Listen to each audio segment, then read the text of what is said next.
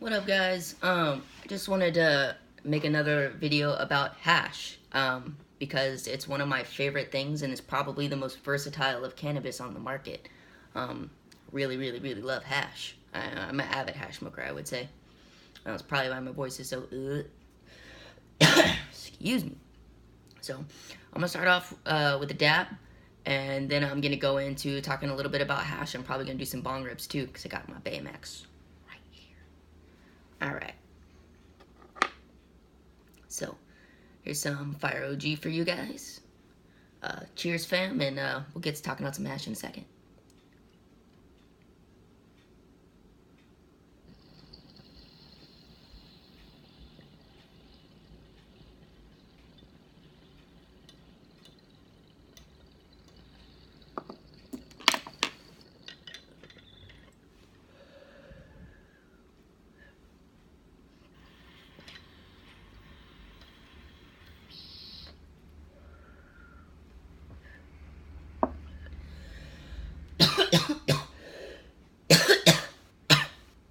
Excuse me, that was my first dab of the day.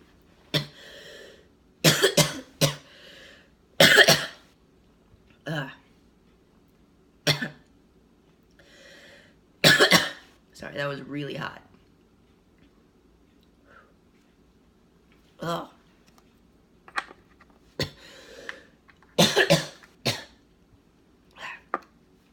Okay, so hash. Oops. If you see one of my previous videos, I talked a little bit on how hash itself is made.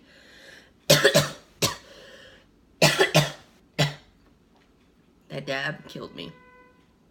Ugh. So, like I was saying, I talked a little bit of how hash was made.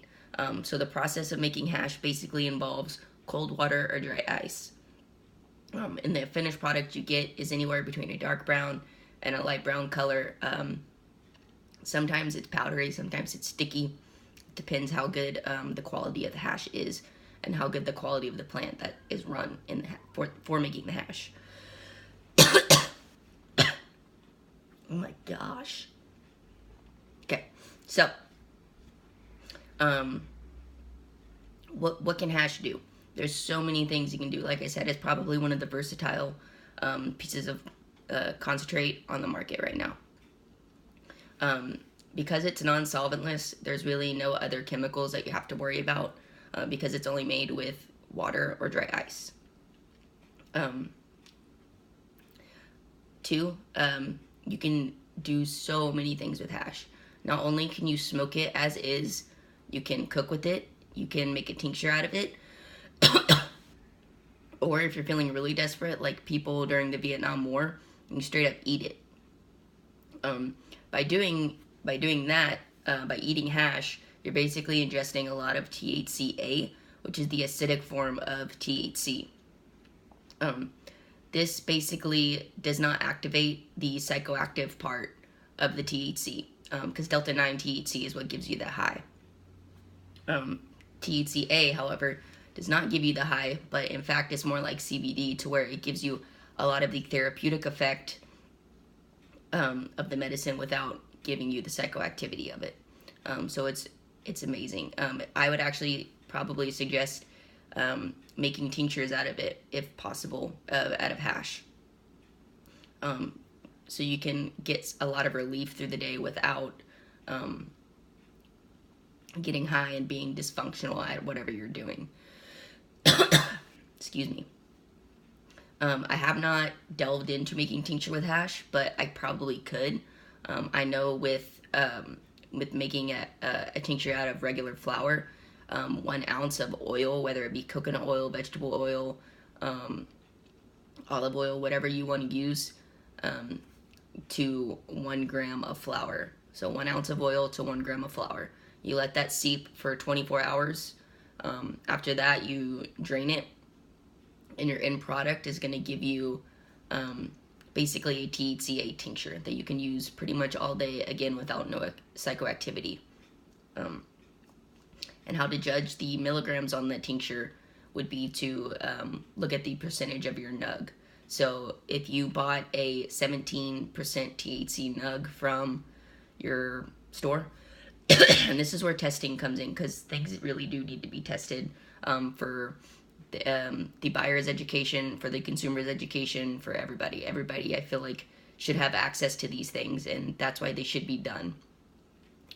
So you get your clean test on your nug, you get your percentage, say, like I said, it was 17%, and you soak that in 1 ounce of oil. To make the calculation, you basically just multiply your percentage by 10. So 17 multiplied by 10 would be 170, or you could just move the decimal over. So 17.1% THC is now going to be 171 milligrams of THCA. So that's kind of the comparison on that.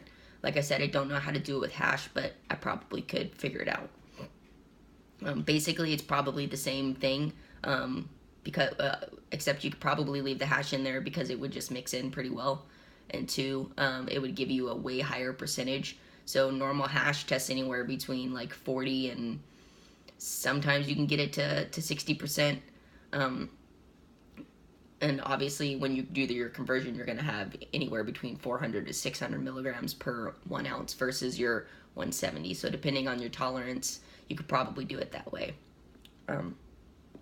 However, I have cooked with hash before. This was very difficult for me. It was my first try of cooking anything with cannabis, and it came out good, but not good at the same time. So I'll kind of explain my process. What I did was I bought a gram of hash. It was tested. I had the percentage of it. I believe this was like a 55% hash, which is pretty decent. I don't remember what strain it was. But what I did was I got a ceramic bowl, tossed the hash in there, and threw that in the oven at 250. I think I did it for 45 minutes. I did it for quite a while. I might have did 2 30-minute segments where I stirred it and put it back in there. I don't quite remember. But I put it in there at 250 for a set amount of time. And then I pulled it out. And as I was doing all this, I had Babe's making muffin mix, just regular muffin mix. She already had it in the bowl. It was ready to go. I took a little bit of hash that was decarboxylated, and that's basically what you're doing in the oven is you're decarboxylating it to activate the THCA, or to activate the THC to get that psychoactive effect. So that's kind of the difference there between your non-psychoactive and your psychoactive is the heating process. And the amount of time you leave it in the oven, that has an effect on it as well. So, back to what I was doing. I took that little bit of hash and I put it in just directly into the muffin mix and stirred it up as best as I thought I could, but I stirred it up. And then just made muffins and hoped it came out cool. So once those muffins were made, like my 55% hash is now 550 milligrams spread throughout these muffins. So I don't remember how many I made, so I don't remember how many they amount to. Actually, I do. It was like 80 milligrams per muffin, I think is what it came out to be, because the way I had to cut it up. But anyways, so 80 milligrams of muffin. So that first one I ate, I was at home. It was okay. I could kind of feel it, and I was like, okay, you know, this is a decent edible. Next day, we were going on a hiking trip, or kayaking trip, excuse me, and I ate this muffin, which I thought was 80 milligrams, which the night before was pretty chill, and I was like, yeah, let's go kayak. Ate this muffin on the way to Monterey, so we were driving to Monterey. I get in the kayak, we do all this excursion stuff, it was really fun. We get back, we start driving, we start getting on the highway and going to Monterey. Probably about the time we stepped out of the kayak was when this muffin kicked in, and I started to feel it. I thought it was like kind of sea legs at first, but then once we got in the car, I was like, okay, I know what this is. And it was pretty intense. And then we get to driving, and all of a sudden, it hits me. Boom. This muffin was way over 80 milligrams, and I had no way of telling that before I had ingested this muffin. So I actually had to pull over pretty quickly and have Babe drive. And the rest of my evening was a roller coaster up and down of really intense being high and just to being actually decent and being okay, but still feeling it. And it was pretty miserable, but I did sleep really well that night, really well, and I didn't wake up as sore in the morning. So that's kind of the stuff that I had to go through with making my own edibles with hash. So just know that it's hard to do, but you can do it. You can do it. Excuse me. So yeah, you can cook with it, and you can eat it, cook with it. Lastly, you can obviously smoke it. A lot of people actually smoke hash as is, so they just put a screen in their bowl, throw some hash on it, smoke it. That for me is really, really, really harsh. I do it sometimes, but it is harsh. It makes my throat sound like it does now. So there's that. How do I want to say? Culturally, hashish is smoked with tobacco in a spliff or in, I don't know, these little like chillum devices. It's actually kind of a cool process. I watched a little video on it because I'm really enthused about it. But yeah, you can mix it with people. A lot of people mix it with tobacco. A lot of the older generation makes it with tobacco, and that's how they smoke it. It's called a spliff. And then the way I smoke it is I smoke it with my flower. And this is actually kind of a process for me when I smoke hash with my flower, because I like to sandwich it in between the flower. So I do a little bit of flour, a bunch of hash, and a little bit of flour on top. And my reasoning for this is because hash doesn't like a lighter, first off. Sometimes it catches fire, it bubbles, it pops, depending on your grade of hash. Good hash will kind of melt, but kind of lower grade hash, it burns and pops and catch fire, and it's kind of miserable. So I light my flour on fire first and let that seep into my hash. And that way also it lets it melt, and if I have a higher grade hash, like a bubble, it actually lets it bubble and do its thing in between the flour instead of me just like burning it with the lighter, because I unfortunately don't like using hemp wick because that's too much. I know I layer my hash, but hemp wick is too much anyways. So yeah, that's why I do that. I didn't grab my lighter. One moment. So I got my Baymax here. I got my, it's actually keef. I actually have keef flavored in there. I do that the same way I do hash because I don't have any hash right now. I actually have 2 in my head stash. I just don't want to touch them because they're chilling. And the reason why I have them chilling is because aged hash actually gives up a little bit more of a crazy effect, a little bit more of a stony effect, and that is due to THC turning into CBN. That's a whole nother video that I can get into if you want me to, but yeah, so I'm letting those just kind of chill and what's called cure. They're going to cure in there. I don't really know how to define that. I can if you would like me to, but it's in a curing process. So I'm going to take a little rip.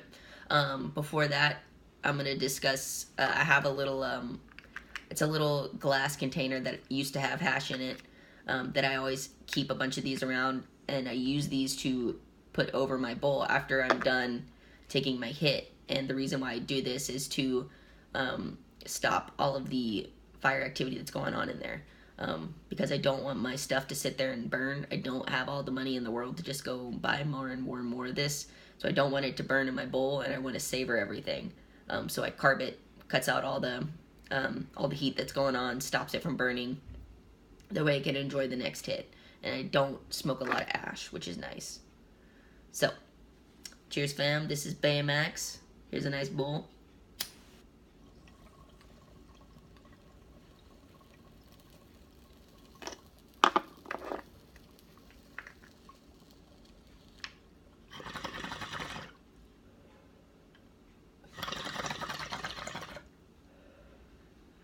Guard my bowl so it puts the fire out there.